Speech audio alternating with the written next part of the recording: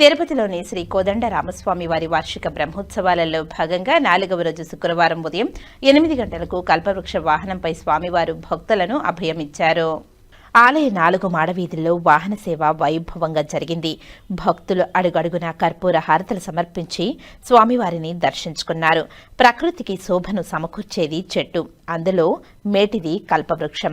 కల్పవృక్షం వాంఛిత ఫలాలన్నిటినీ ప్రసాదిస్తుంది. అటువంటి కల్పవృక్ష వాహనాన్ని స్వామివారు అధిరోహించారు. అనంతరం ఉదయం 10:30 నుండి 11:30 వరకు శ్రీ సీతాలక్ష్మణ సమేత శ్రీ రామచంద్రమూర్తి ఉత్సవాలకు స్నపన తిరుమంజనం వేడుకగా నిర్వహించారు. ఇందులో పాలు, పెరుగు, తేనె, కొబ్బరి నీళ్లు, పసుపు, చందనంతో అభిషేకం చేశారు. వాహన సేవలో తిరుమల చిన్నజీఆర్ స్వామి, ఆలయ డెప్యూటీ ఓ Nagaratna, superintendent Munisekhar, temple inspector Suresh, Harish, అర్చకులు, విశేష సంఖ్యలో భక్తులు పాల్గొన్నారు.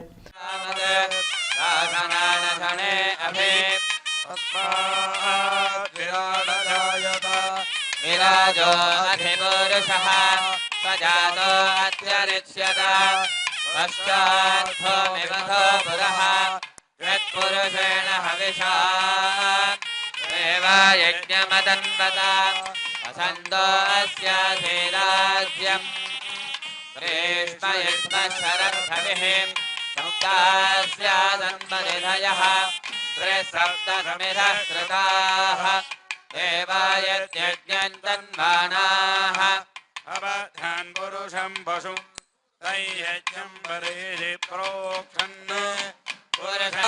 పురుషానంతరాయ సర్వస్తోమతిరాత్రవత్తమమార్భవతి సర్వస్యాప్తి సర్వస్య